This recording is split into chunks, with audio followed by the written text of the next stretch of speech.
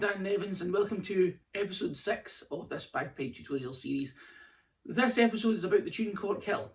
To play this tune, you must be fluent with high G grace notes up and down the scale, D grace notes, E grace notes and strikes. Okay, you should be able to play all the variants of those before you start playing this tune. Now, as I explain this tune, as I go through it, you'll see that the lines of the tune will appear on the screen as I go. Alright, so if at any point you're unsure, you can always pause there and read along with what the score says. So let's get straight into it. Okay, so we know what all the grace notes are. Let's talk about structure. So this is the first full tune with decorations you've ever played if you're following this programme. So what you'll have is a time signature on the left hand side that says 6/8. Okay, so that's not 6/8. Alright, it's not 6/8 of a pie or something like that.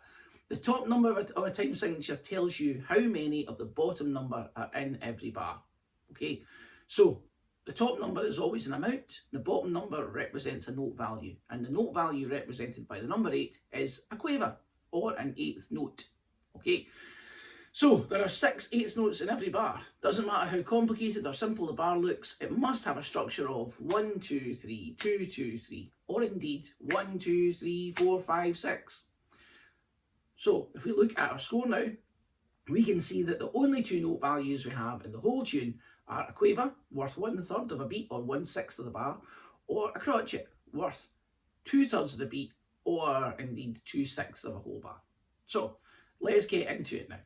So we're going to start this, we're going to do this bar by bar, right? So there's a few variants, there's not many, but there are a few simple ideas, and then we'll try to put them all together at the end. So line 1, bar 1, the pink bar. Okay, as you can see in the score as it pops up here, the bars are all colour coded. We're talking about the pink bar. So we're going to start this with our index finger up above a low A. So we're going high G grace note down to low A. Right index finger up and down for a D grace note down to low A. Left ring finger up and down for an E grace note to low A. Okay, so that's us putting our grace notes together in a group to form a decoration we call the GDE. So again, that's high G down to A, D down to A, E down to A. And then we're going to finish the bar off, or the second beat of the bar I should say, we're halfway through, with an E crotchet. So that's an E for 2/3 of the beat, and then an F for 1/3 of the beat. So that E will be worth twice as long as any singular note in the rest of the bar. So the whole bar together is going to go.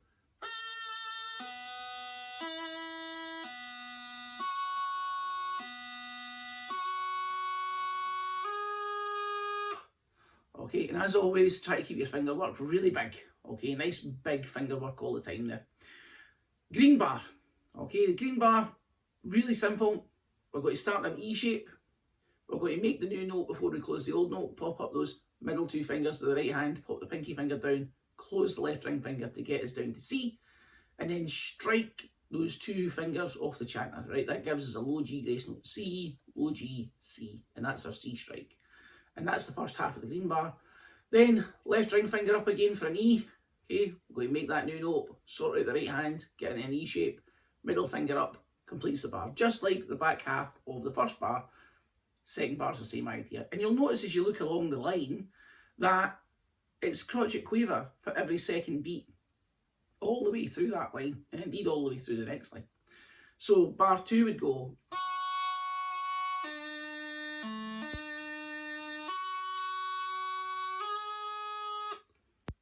Great, sorted. That's us halfway through line 1.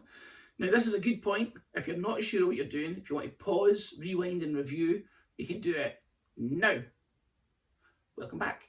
Let's talk about the rest of line 1. So we're back into the pink bar.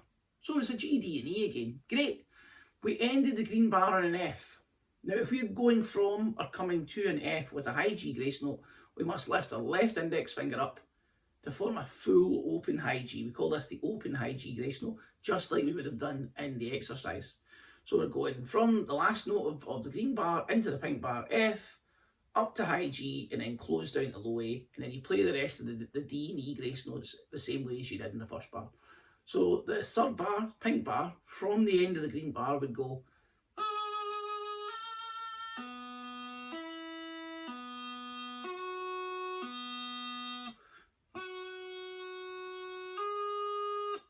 Just the same idea. And then if you look at bar 4, the the green and blue bar, we've got the first beat from the green bar, and then we've got this finishing phrase. So again, we're going E, down to C, and then a strike. And then we stay on the C, we lift our left index finger up and down for a high G grace note back to C, and then pinky up, middle finger down for a B. Okay, so bar 4 would go.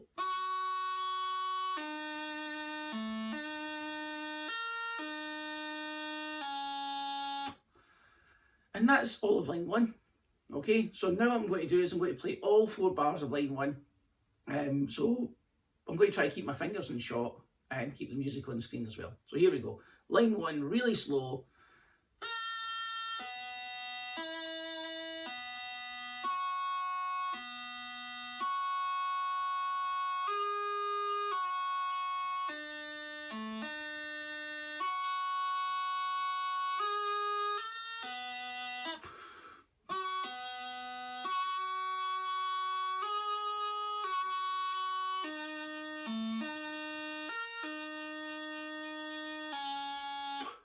There you go, and that's line 1. Again, pause, rewind, review as soon as you like. Okay, if you need to watch the fingers, if you want to look along with the score, even if you just want to listen to that line a few times over, this is a good point to pause, rewind and review. Now you've done that, let's talk about line 2. Now the only difference between line 1 and line 2 is the third bar of line 2. So that's the bit we're going to go over just now. The only thing we're changing is, instead of going to an E, we go to a D. Alright, so bar 3, line 2, would start with our open high G grace note. We're still coming from the F at the end of the green bar. High G, down to low A, D grace note, E grace note. Release the right hand totally, pinky finger on for a D, and then we're going to release that F shape. Right, try, if you can, get the left hand moving in the pinky finger, but if you can, try to get all the releasing done together. It makes it very easy to drop the rest of your right hand on to finish the bar. So bar 3, line 2 would go.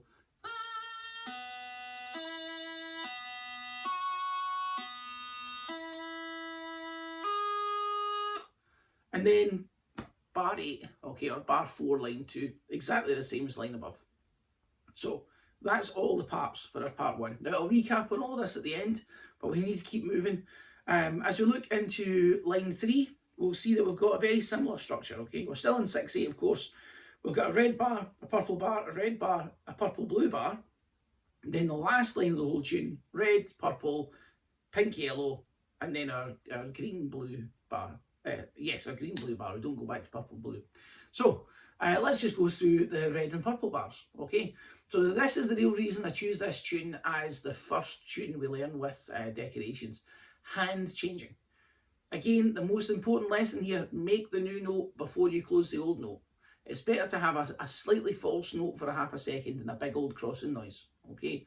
So, red bar, high G grace note, down to low A, ring finger, middle finger, the right hand open, pinky finger on for a C, left ring finger, right pinky finger moving, middle 2 fingers down for an E, then releasing to the high A, and I really do mean release, let your left hand go, then pop the middle finger, ring finger back on, and that's your high A.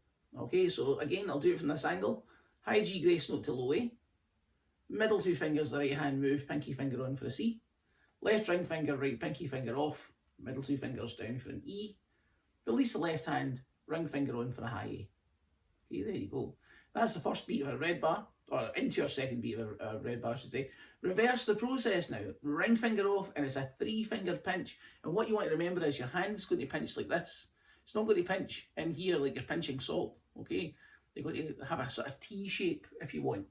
All right, so from the high A, ring finger off, pinch so that the thumb lands higher. That gets you back down to the E, and then we're just opening the right hand, making the C, and then closing our left ring finger. So the red bar would go.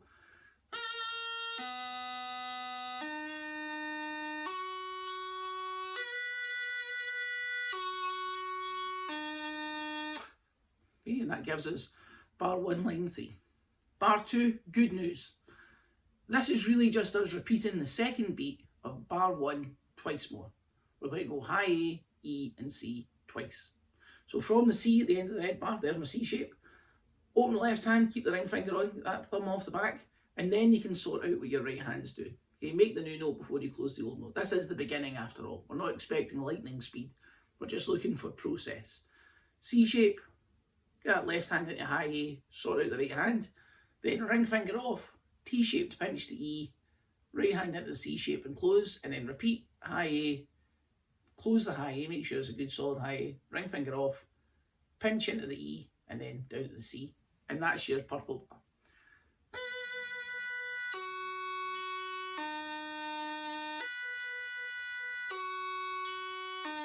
I'll do that from the other side as well.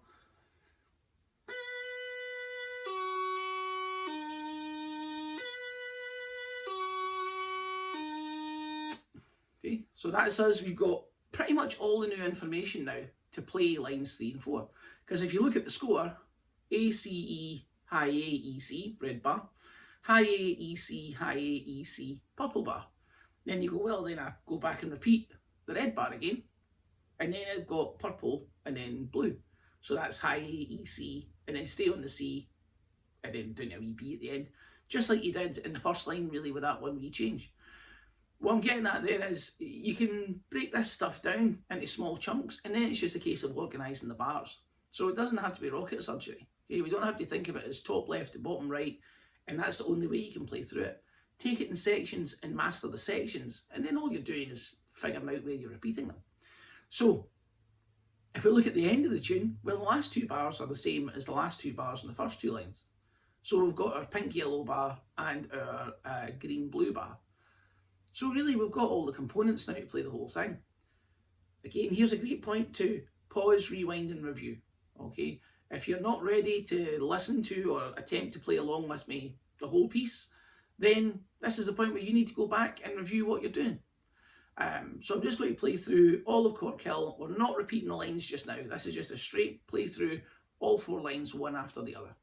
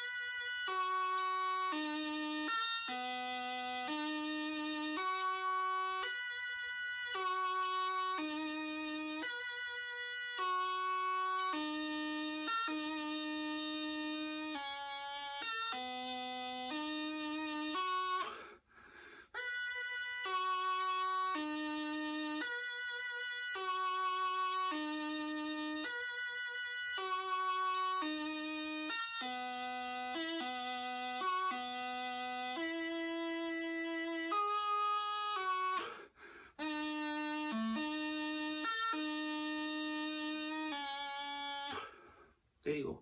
And that's Corkhill. So, my big bits of advice to you before I go are, 1, rewind, review, okay? Make sure that you don't just watch this video once, watch it a few times, make sure you've got a plan for what you're going to do when you come into your next lesson.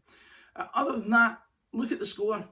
There's lots of quavers in there. The tune is dominated by quavers.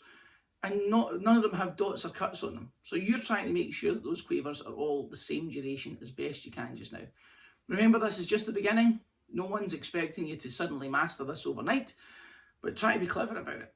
There's only so many bars in the things. It's more about what the order of the bars are. Pink, green, blue, etc. Okay, making sure you know the order will help you memorise it quicker. I've been Dan Nevans. Thanks very much for watching, and I'll see you in the next lesson.